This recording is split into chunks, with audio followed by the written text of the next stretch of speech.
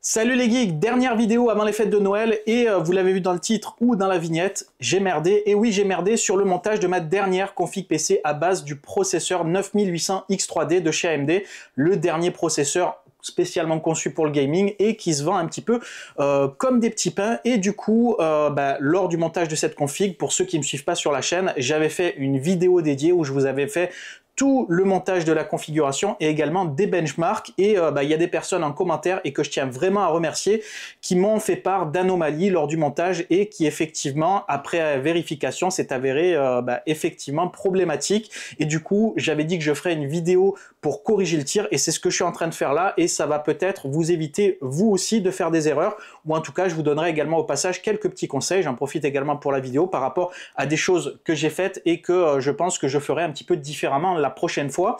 Alors, comme je vous l'ai dit, donc c'est des personnes en commentaire qui m'ont notifié les problématiques. Alors, certaines problématiques, je les avais corrigées lors du montage, je m'étais rendu compte qu'il y avait effectivement des problèmes de boot. Donc, ça a corrigé lorsque j'ai changé l'emplacement, par exemple, de la mémoire vive. Donc, ça, je vous expliquerai un petit peu ça plus en détail un petit peu après. Et il y a d'autres problématiques qui concernent, je dirais, le montage au niveau du disque NVMe. Et là aussi, il y avait des problématiques et ça allait tout simplement abaisser les performances de la configuration. Alors rien de dramatique en soi, mais lorsque vous prenez, je dirais, le processeur entre guillemets le plus performant pour jouer, etc., et que vous espérez avoir les meilleures performances en jeu, c'est bien dommage de se retrouver avec une configuration bridée.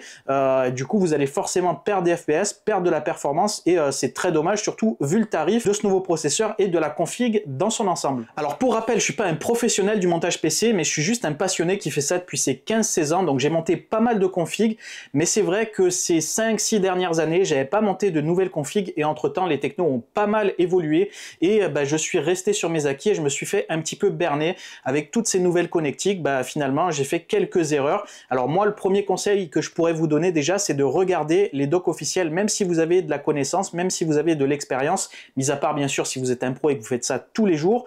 Si vous n'avez pas monté de config depuis pas mal de temps, n'hésitez surtout pas à aller voir les documentations officielles. Généralement elles se récupère sur les sites officiels de la carte mère, même de la carte graphique, etc. Vous pourrez directement récupérer ça et parfois vous allez peut-être éviter certaines erreurs parce que parfois soit vous avez fait un oubli, soit vous allez mal monter quelque chose parce que peut-être vous aviez pensé que c'était comme ça mais ça se faisait pas comme ça. Par exemple notamment au niveau du water cooling, chaque marque a un petit peu ses branchements spécifiques. Donc je vais essayer de décortiquer un petit peu avec vous les erreurs que j'ai reproduites et je vais vous montrer un petit peu comment vous pouvez consulter par exemple la documentation. Qu'est-ce que vous pouvez faire également pour améliorer un petit peu votre configuration lorsque vous venez de la monter. Il y a quelques petits trucs qui peuvent être sympas également à faire. Donc je vais vous expliquer tout ça sur des chapitrages. Donc j'ai essayé de le faire chapitre par chapitre. Donc vous irez directement sur les chapitres qui vous intéressent. Et ensuite bien sûr on se retrouvera comme d'habitude sur la conclusion. Mais avant ça, petit moment promo sur la chaîne. Si jamais vous ne connaissez pas ma chaîne, n'hésitez pas à vous rendre sur celle-ci.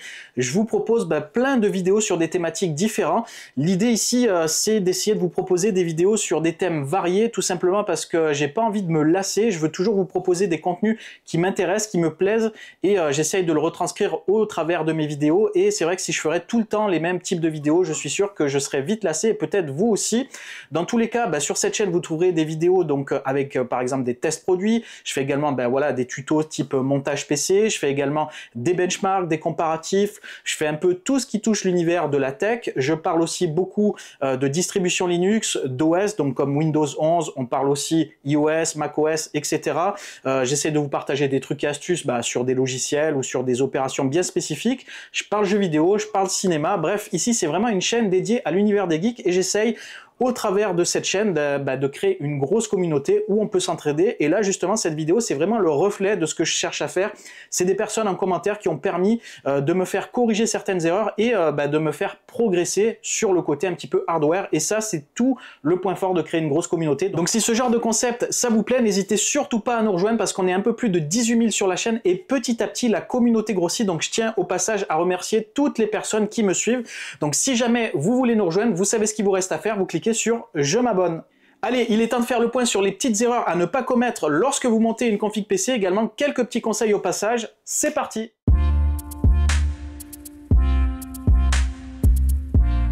Allez, on va commencer en douceur et règle numéro 1, la doc tu regarderas. Et oui, je pense que c'est important de regarder la documentation, comme je vous l'ai dit en introduction, même si vous savez par cœur comment ça va se réaliser. N'hésitez surtout pas à jeter un œil sans forcément regarder en détail, mais juste si vous êtes dans le vrai et si vous n'allez pas peut-être faire de mauvais branchements. Moi, j'étais persuadé que je connaissais vraiment le montage PC par cœur, et ben j'ai fait des erreurs, comme quoi ça peut arriver à tout le monde. Je suis sûr que même des personnes qui sont beaucoup plus expérimentées que moi ont déjà fait quelques erreurs parce qu'il y avait des subtilités qu'ils n'avaient peut-être pas pensé ou pas vu. Donc ça, c'est le premier truc que je pense qu'il est important de voir. Alors je vais vous montrer un petit peu comment faire des recherches pour retrouver la documentation de vos équipements. Pour moi, ce qui est important au niveau documentation, ça va être bien sûr la doc de la carte mère, puisque c'est là-dessus qu'il y a toutes les connectiques qui vont se brancher. Donc il y a pas mal d'éléments qui peuvent varier d'une marque à l'autre. Également, ça va être tout, bien sûr, les équipements sur lesquels vous ne savez pas réaliser le montage. Parfois, vous vous dites, bah, il suffit de mettre les choses dans le sens qui vous paraissent logiques, mais parfois, c'est illogique et il faut mettre les trucs peut-être à l'envers du sens que vous pensiez que c'était. Donc ça aussi, n'hésitez surtout pas à aller voir les documentations, par exemple sur le boîtier PC ou sur les refroidissements. Je sais que sur les water cooling ou sur les ventirades, les fixations sont vraiment très variantes d'une marque à l'autre et là, vous pourrez avoir quand même pas mal d'erreurs. Alors, je me suis pas fait avoir sur le water cooling parce que c'était un petit peu compliqué à monter, du coup, je me suis vraiment basé sur la doc, mais je me suis fait quand même un petit peu avoir sur les branchements du water cooling, donc je vous montrerai bien sûr ça juste après. Donc là, on va commencer déjà à faire quelques recherches, je vais vous montrer comment ça se passe et également, je vais vous montrer quelques conseils quand on sera directement donc sur les sites officiels pour voir un petit peu quels points à regarder, notamment sur la carte mère. Allez, on se retrouve sur mon PC, ce qu'on va faire une recherche sur mon modèle de carte mère pour essayer de retrouver la documentation. Alors, vous pouvez aussi, si jamais vous avez peut-être certaines notices dans la carte mère, retrouver peut-être l'URL à saisir pour rechercher, mais pour moi le plus simple c'est vraiment de faire une recherche sur Google.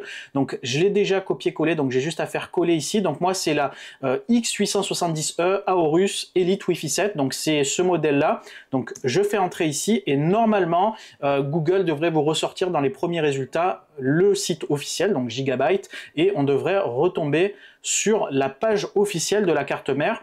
Donc là, ici, on a tout un tas d'informations ici, des specs, etc. Donc ça, c'est des informations un petit peu, je dirais, commerciales. Nous, ce qui va nous intéresser, c'est dans la partie support. Généralement, les onglets s'appellent toujours support, il me semble, de mémoire sur les cartes mères. Et donc là, ici, vous aurez des informations vraiment très intéressantes et très importantes. Alors d'une part, vous aurez ici toute la partie software et la partie également BIOS. Donc ça, je vous en parlerai dans une autre partie, la partie BIOS, parce que ça aussi, c'est un point important. Vous avez déjà pour commencer, et ça, c'est très important, vous pouvez même le consulter avant même d'acheter votre configuration. C'est qu'ici, vous allez retrouver tous les supports CPU de votre carte mère et notamment les modèles de BIOS à partir duquel votre processeur est compatible. Alors là, moi, lorsque j'ai acheté ma carte mère et mon processeur, j'avais vérifié ici. Et là, comme on peut le voir, donc on a toutes les références. Donc moi, c'est le 9800X3D et il est disponible à partir de la version F1 du BIOS. Et si on regarde un petit peu ici dans la partie téléchargement et qu'on va dans les BIOS ici, on peut voir que le F1, c'est le tout premier, donc en réalité, pas de souci particulier, il est compatible de base. Parfois, il y a des ajouts de prise en charge de CPU, et ça peut vous induire en erreur. J'ai déjà eu le problème où j'ai dû acheter un processeur tampon pour faire la mise à jour de BIOS, et ensuite pouvoir faire passer mon processeur. Donc ça, c'est déjà premier conseil à vous donner. Donc ensuite ici, c'est aller récupérer donc la documentation, donc le mode d'emploi. Donc là, ici, on le retrouve sous différentes langues. Donc malheureusement, je suis pas sûr qu'il soit peut-être, alors si ici on a une version en français, donc on peut récupérer ici donc le manuel d'installation en français et il y a après le guide un petit peu plus complet qui est en anglais il me semble. Donc je vais récupérer le guide et on va juste regarder comme ça vite fait à quoi ça ressemble. Voilà, donc j'ai téléchargé les deux guides en réalité. Donc il y a celui-ci donc qui est un guide plutôt je dirais pour démarrer, et ensuite c'est vraiment la documentation complète qui elle est seulement en anglais. Donc je vous ai mis deux onglets ici. Alors voilà au niveau du montage, donc ça vous est expliqué ici, il vous explique comment placer le CPU, comment remettre ici le petit loquet. Donc c'est toujours bien voilà, de regarder un petit peu comment ça se passe. Et ici, il vous explique comment donc mettre la RAM. Et donc là, il n'y a pas énormément de choses. Il vous explique vraiment les choses de manière sommaire. C'est vraiment un guide de démarrage. Donc ça, vous pouvez jeter un œil. Mais bon, je pense que les personnes qui ont un peu d'expérience n'ont pas forcément besoin de regarder ça. Par contre, ce qui me paraît essentiel ici, c'est de jeter au moins un œil donc, sur le guide officiel ici, où vous allez avoir toutes les informations concernant ici les différents éléments de la carte mère avec les différents, tous les différents ports ici avec à quoi ça correspond. Et ça, c'est bien de jeter un petit coup d'œil ici au moins pour voir où se branche par exemple le CPU, le fan, etc. Puisque ça aussi c'est des choses que je vous parlerai un petit peu après, puisqu'effectivement d'une carte mère à l'autre, les sens vont peut-être pas forcément être les mêmes, ou les connectiques vont pas forcément se présenter de la même manière, même si ça sera les mêmes slots, ils vont peut-être être décorés un petit peu différemment. Il y en a qui sont un petit peu comme ça, entourés de plastique, d'autres non, donc c'est toujours bien voilà, de visualiser ça. Et après, si vous voulez rentrer dans les détails, après ça va vraiment très loin dans les détails, hein, les documentations de carte mère. Voilà en tout cas au niveau des notices pour carte mère. Donc maintenant on va voir un petit peu une notice qui me paraît importante, c'est la notice du boîtier. Alors cette fois-ci on va parler du boîtier. Alors si vous n'avez pas de notice disponible sur le site, vous pouvez quand même retrouver les spécifications, notamment au niveau de ce boîtier, on retrouve toutes les infos sur la page, donc ne vous affolez pas, généralement vous trouverez de toute façon les éléments. Alors là, ce qui va être intéressant de regarder sur le boîtier, c'est pas spécialement comment il va se monter, même si parfois il peut y avoir quelques petites galères. Généralement, c'est relativement facile, mais ce qui est important de regarder, c'est les dimensions, puisque aujourd'hui, avec les cartes graphiques qui prennent beaucoup d'embonpoint, avec les refroidissements également qui peuvent varier en termes de dimensions, c'est vraiment très important, sinon vous allez vous faire avoir et tout simplement, vous ne pourrez pas monter votre config. Ça m'est déjà arrivé, croyez-moi d'expérience. Donc là, ce qu'il faut aller regarder ici, c'est les dimensions. Alors souvent, elles sont en millimètres. Et donc, on retrouve généralement des endroits où vous retrouvez les dimensions. Alors là, par exemple, les pièges à ne pas commettre sur cette configuration-là. Au niveau ici des refroidissements que vous pourriez mettre en water cooling, notamment avec les radiateurs que vous placez sur le dessus, là ici, il n'est compatible qu'avec du 120 mm, donc je ne pourrais pas mettre par exemple du 280, je ne peux pas mettre de 360 ou de 420, je suis obligé de me limiter à du 240, et ça si vous ne le regardez pas avant et que vous commandez votre refroidissement sans savoir, vous pourriez parfois faire des erreurs ici. Par contre ici, vous pouvez mettre le ventilateur ici en 140 au niveau des refroidissements, donc vous pourriez faire passer ici du 280, mais attention ici à l'épaisseur, puisqu'effectivement ici vous ne pourrez mettre une carte graphique que de 36 mm de long, et ça aussi ça peut vous poser problème, donc faites vraiment attention ici. Donc si on descend, hop, un petit peu ici, donc d'ailleurs il précise ici au niveau des radiateurs, c'est 240 maximum, par contre ici vous pouvez placer un 280. Et donc là ici, normalement, on va le voir au niveau de la carte graphique. Il me semble que, voilà, on le voit ici, espace carte graphique 365 mm. Donc moi, la mienne, elle fait pile poil 365. J'ai eu du bol, elle rentre, mais j'aurais pu me faire piéger. Donc ça, c'est un des points qui me paraît vraiment important de contrôler. Allez, dernier exemple pour illustrer mes propos, c'est au niveau du refroidissement. Donc moi, j'ai pris un Arctic Liquid Freezer 3 en 240. Et donc comme pour la carte mère et pour le boîtier, j'ai fait une recherche sur Google, je recherche le site officiel et là je tombe sur la page produit. Donc là ici vous avez un lien qui s'appelle Technical Specification and Manual. Alors ça va dépendre bien sûr des marques, des modèles, parfois ça sera un onglet support, parfois ça sera peut-être directement un lien vers comme ici donc les spécifications. Donc là hop, on clique ici et ici on a manuel, donc on va cliquer là-dessus et là ça nous amène directement sur une page dédiée et là même truc cool, ils ont fait une vidéo tutoriel pour vous montrer comment monter le bazar et ça aussi c'est quand même bien pratique, donc vous voyez ça sert quand même d'aller voir la doc et si jamais vous ne sentez pas de regarder la vidéo, vous avez même ici donc quand même le détail ici par écrit. Alors là par exemple un truc qui illustre très bien ce que je vous disais, il y a deux types de connectiques à l'intérieur pour le brancher sur votre carte mère. Alors je suis persuadé que ça va fonctionner hein, sur toutes les cartes mères, mais peut-être que votre carte mère prend également ce type de connectique là et vous allez vous passer de certains fans et ça c'est bien dommage. Donc pensez bien voilà, à regarder la documentation parce que parfois on fait les choses de manière mécanique et on fait des erreurs ou peut-être on bride un petit peu sa configuration et ça c'est dommage. Alors là vous voyez, il vous montre un petit peu comment réaliser le montage, donc voilà, c'est important de regarder la méthodologie. Vous voyez, il passe le câble ici sur le côté, donc c'est vraiment important ici de tout regarder. Là pareil, il vous explique comment placer le bloc de ventilation ici avec le radiateur. Donc avec ici, vous voyez les tuyaux qui sont là, donc c'est vraiment important de bien contrôler ça. Vous avez même ici au niveau du guide d'installation, il vous donc donne bien les sens à respecter, donc comment vous positionner par rapport ici à votre carte mère, donc vraiment très important à regarder ça. Donc je pense que vous avez compris l'idée, donc maintenant on va pouvoir passer à la partie suivante.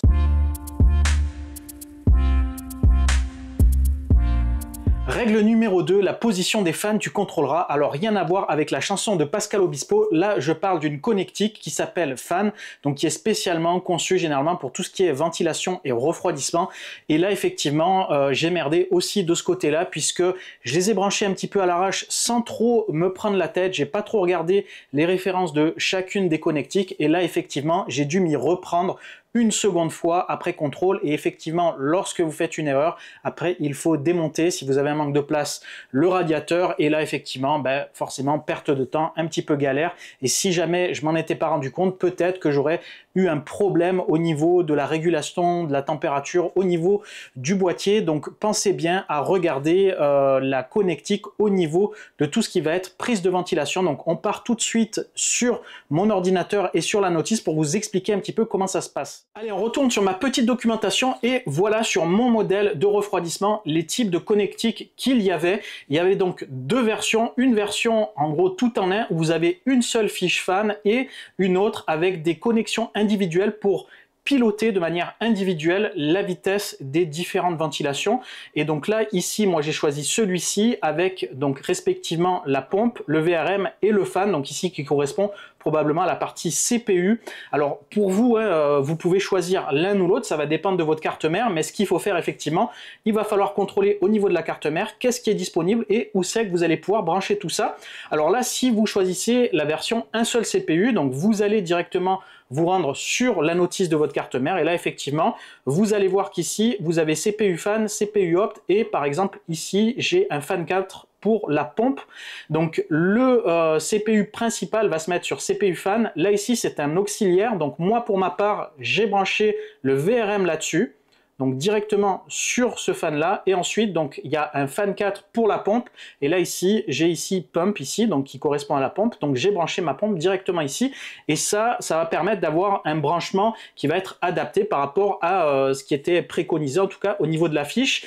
Au départ j'avais pas trop fait attention, j'ai même pas du tout regardé les références, j'ai branché ça comme ça à l'arrache et en fait après avoir contrôlé j'ai vu qu'effectivement j'avais inversé les différentes connectiques, donc j'ai tout remis à sa place. Donc veillez bien vous aussi lorsque vous faites votre montage au niveau du refroidissement de bien brancher les connectiques. Également, conseil que je peux vous faire, c'est contrôler si vous avez assez de place pour brancher les prises parce que moi j'avais mis d'abord la pompe et le radiateur et effectivement je pouvais plus brancher ensuite les petits fans, donc pensez à voir aussi si vous avez assez de place pour brancher tout ça, sinon vous allez perdre un petit peu de temps. Puisqu'on est sur la partie fan, il n'y a pas seulement des fans pour la partie CPU, il y a également tout ce qui va concerner les autres ventilateurs et là si vous regardez un petit peu, ici aussi vous avez d'autres types de connectiques, donc ça c'est souvent des connectiques additionnelles, donc veillez bien là aussi à contrôler au niveau de la carte mère où se trouvent les emplacements, comme ça vous pouvez prévoir votre câble management un petit peu plus facilement par avance pour éviter un petit peu de galérer et peut-être après de devoir vous y reprendre à 10 fois. Allez, on passe au conseil suivant.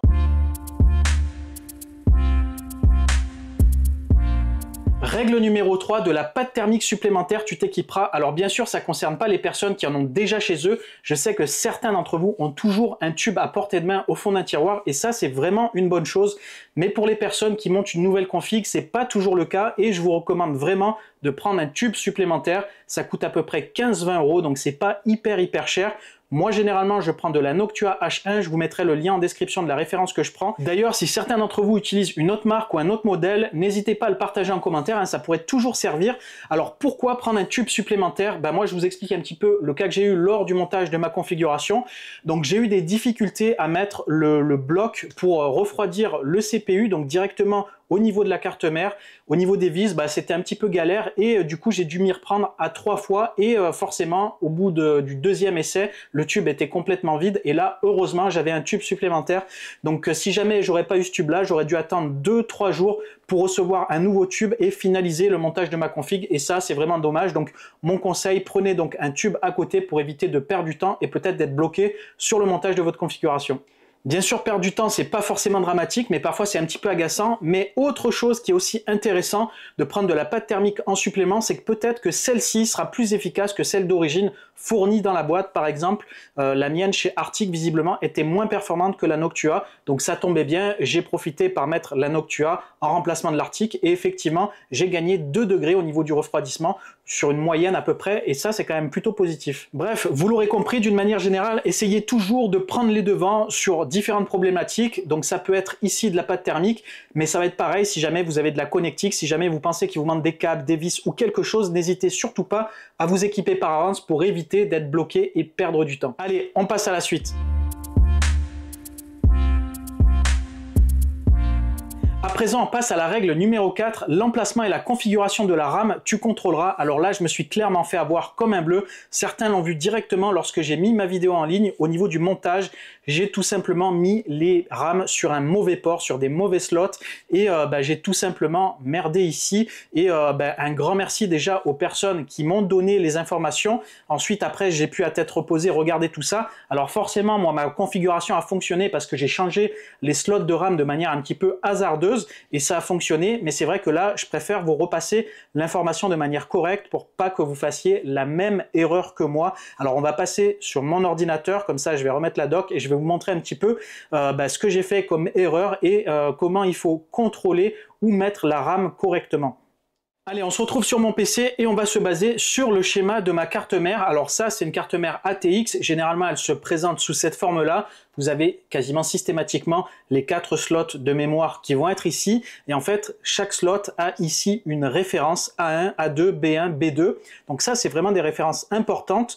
On va descendre un petit peu plus bas puisqu'il y a une partie qui est dédiée à la RAM et là vous allez voir tout de suite l'erreur que j'ai faite et on va pouvoir tout de suite contrôler vous aussi sur votre carte mère si vous avez bien installé du coup votre mémoire vive. Alors voilà, ça se passe ici. Donc là ici, vous avez un tableau et ce tableau-là est vraiment important puisqu'il vous donne les instructions si jamais vous avez 1, 2 ou 4 slots à mettre. Où c'est que vous allez les mettre? Alors là ici, si vous avez qu'une barrette de mémoire par exemple, il va falloir le mettre sur le port A2 et pas sur le A1. Et ça, c'est un truc qui piège vraiment. Et moi, je me suis fait un petit peu tromper, tout simplement parce que j'ignorais cette information. Et aussi sur le dessin, je sais pas, j'ai pas fait gaffe quand j'ai regardé vite fait. J'ai pensé que les RAM qu'il fallait mettre, c'était sur là où c'était foncé. Donc je me suis dit, c'est bon, c'est OK. Mais en réalité, ici, on voit que le loquet est ouvert. Et c'est bien sur le slot numéro 2, en fait, qu'il faut les placer en priorité. Et ensuite, bien sûr, si vous en avez 4, le problème ne se pose pas. Si par contre vous avez 2 slots, il faut mettre sur A2 et B2 et donc pas A1 et B1. Et donc là effectivement c'est quelque chose qui est important de savoir, sinon là dans mon cas ça bootait pas et c'est pour ça que j'arrivais pas à faire fonctionner. Et quand j'ai changé, là ça a tout de suite fonctionné puisque je me suis mis sur les bons emplacements. Seule chose que je savais, c'est qu'effectivement pour utiliser le dual channel, donc profiter de la mémoire qui fonctionne vraiment bien de manière synergique, il faut sauter un slot. Donc généralement vous vous mettez toujours une sur le A et l'autre sur le B. Donc vous sautez toujours un slot lorsque vous avez 2 barrettes de RAM. Donc ça c'est vraiment un point vraiment à noter. Alors je sais pas si sur toutes les marques ça se passe comme ça, si c'est sur A2 et B2, mais en tout cas sur ma marque et d'après les commentaires, ça se passe généralement sur ces ports-là. Puisqu'on est dans la partie mémoire, autre point important à contrôler pour éviter d'avoir des problèmes de compatibilité, des instabilités et même peut-être pour pouvoir améliorer les performances de vos barrettes de RAM et donc entre guillemets de l'ensemble de votre configuration, même si ça reste un petit peu marginal, ça va être la vitesse de votre mémoire vive et également potentiellement la compatibilité. Alors concernant la vitesse de la mémoire vive, vous avez ici toutes les références qui sont compatibles avec ma carte mère. Donc c'est une carte mère qui prend énormément en capacité puisqu'elle monte jusqu'à 8200. Alors moi pour info, j'ai pris du modèle 6400. Alors forcément, plus vous allez prendre ici un chiffre élevé et généralement plus les barrettes de RAM vont être chères. Généralement c'est le principe puisqu'elles montent vraiment plus en fréquence et donc elles vont permettre d'avoir de meilleures performances. Il y a également les timings à regarder, donc ça sera plutôt pour la partie compatibilité. Il faut trouver un petit peu le bon équilibre, mais en gros ça va vous permettre effectivement de voir si votre carte mère est capable de prendre ou pas les vitesses que vous allez choisir. Alors généralement si vous prenez de la 6400 et que votre carte mère s'arrête à 5000, c'est pas un problème, ça va fonctionner, mais elle sera bridée, donc vous allez en gros surpayer votre barrette de RAM par rapport à ce que votre carte mère prendrait. Dans le cas où par contre votre carte mère prend jusqu'à 8000, là vous pourrez prendre sans problème des vitesses entre donc la vitesse minimum et maximum pour pouvoir en profiter. Et là à ce moment-là, il faudra faire un réglage donc directement dans le BIOS pour activer le profil XMP généralement, donc pour permettre de passer sur la vitesse qui est indiquée au niveau des barrettes de RAM, sinon vous serez entre guillemets bridé. Donc ça c'est le conseil que je peux vous donner. Et pour donc vous assurer que votre barrette de RAM est compatible avec votre configuration, généralement donc dans la partie support, donc généralement sur toutes les marques assez je dirais assez connues de carte mère, c'est à peu près pareil. Vous avez ici Memory Support. Et donc là, vous aurez une liste avec tous les modèles compatibles et disponibles avec votre carte mère, et vous avez même ici les réglages à renseigner, etc. C'est vraiment un puits d'informations ça, et je pense que c'est vraiment intéressant de scruter là-dedans avant de commander vos barrettes de RAM pour voir si elles passent bien, si elles sont réputées fonctionnelles avec votre carte mère. Alors j'en profite ici pour vous montrer un petit peu le résultat. Donc là ici vous avez différentes valeurs au niveau des timings et des références, et là donc vous pouvez voir ma barrette de RAM ici, donc le slot numéro 2, donc là ici j'ai le slot 1 qui est vide, donc c'est le A1. Là ici, c'est le A2, donc ce qu'on a vu juste avant au niveau des positionnements des barrettes. Donc ensuite, j'aurai le slot 4 forcément, puisque c'est sur le slot 2 et 4 que j'ai mis mes barrettes. Et là, comme on peut le voir ici, c'est bien de la DDR5 en 6400. Et j'ai le profil XMP qui est renseigné, et donc elle tourne à 3200 MHz. Et donc si on contrôle ici dans la mémoire, on voit bien ici 3200 MHz. Donc c'est bien conforme, on a bien le profil qui s'est activé. Et ça, il faut le contrôler, parce que si effectivement elle ne tourne pas à la vitesse qu'elle est censée tourner, là effectivement vous perdez un petit peu de perf, et c'est quand même dommage. Allez, à présent on passe à la dernière règle.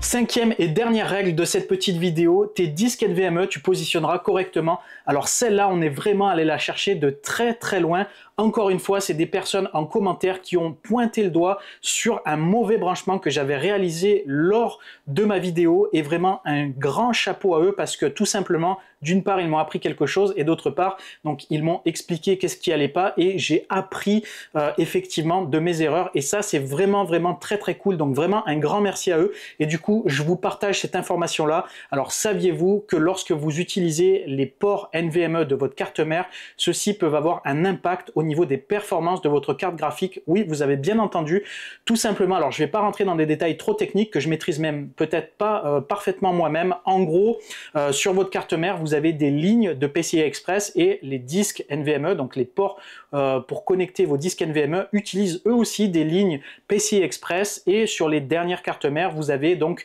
du PCI Express 5.0. Sur la mienne, il y en a 3, et il y a un port PCI Express 4.0, et effectivement, selon les emplacements où vous allez brancher vos disques NVMe, vous allez tout simplement, en gros, empiéter sur les lignes de PCI Express de la carte graphique.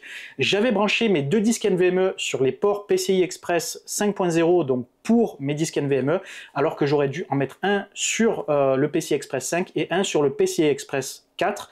Conclusion, ma carte graphique était limitée en 8X, et du coup je me suis retrouvé avec des performances bridées. Je ne m'en étais même pas rendu compte, tellement le processeur et le gain, je dirais, de génération par rapport à ma configuration d'avant était significatif. Mais en réalité, j'ai gagné encore plus en performance en modifiant l'emplacement des disques NVMe.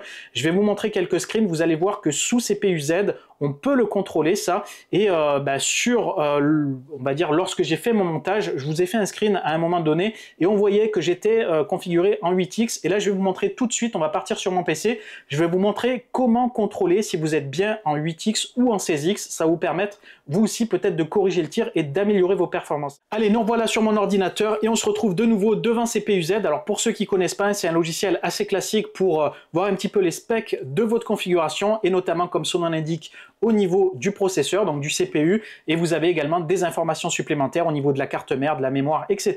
et également quelques informations concernant la carte graphique. Donc on va aller dans la partie mainboard ici, et comme on peut le voir ici dans graphique interface, vous avez ici la version du PCI Express qui est utilisée, qui est connectée au niveau de votre carte graphique, et le lien ici, la vitesse du lien, là il est en x16, en x16, je ne sais pas exactement comment certains le disent, et elle était tout simplement sur ma précédente configuration, sur ma précédente installation, elle était en x8, donc après avoir changé de port au niveau de mon disque NVMe, je suis passé en x16, et donc j'ai fait un bond quand même en avant au niveau des performances graphiques, et ça c'est quand même très positif. Alors je vais vous montrer un autre logiciel pour pouvoir contrôler un petit peu plus finement les configurations de votre carte graphique. Alors si vous voulez en savoir un petit peu plus au niveau de votre carte graphique, il y a également un autre logiciel qui est l'équivalent de CPU-Z, qui s'appelle GPU-Z, donc qui est plutôt orienté carte graphique, et donc là ici vous pourrez retrouver toutes les informations de votre carte graphique, et ici on peut retrouver ici le bus interface, donc qui est la liaison avec lequel est connectée votre carte graphique, et là on peut voir PCI Express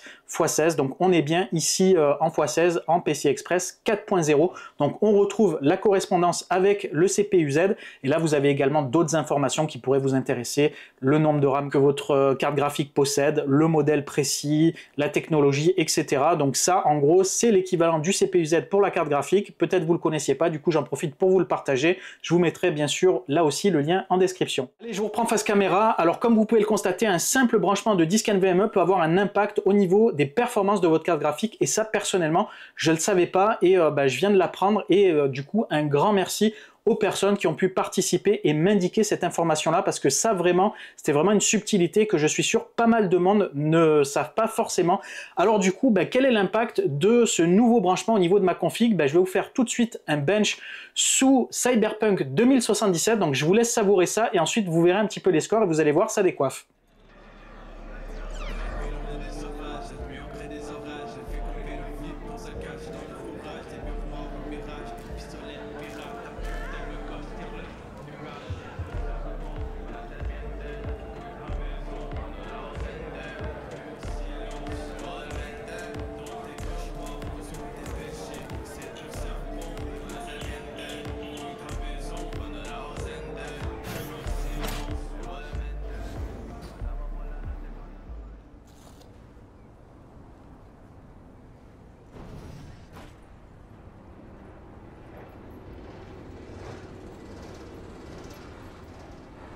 Enjoying the weather.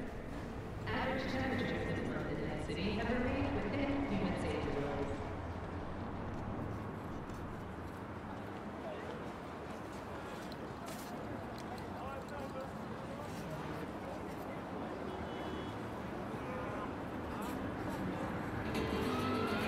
Key to your heart's content in Koyo. The tastiest food.